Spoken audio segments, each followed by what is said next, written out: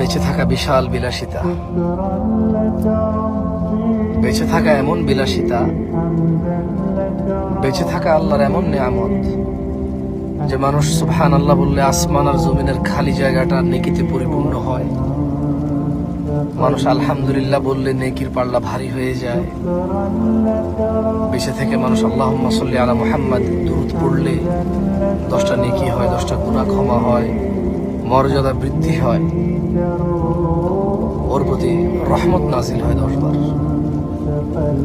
বেঁচে থাকলে ফজরের 2 রাকাত সুন্নত আদায় করলে দুনিয়াতে যা আছে এর চেয়ে বেশি কিছু পাওয়া যায়।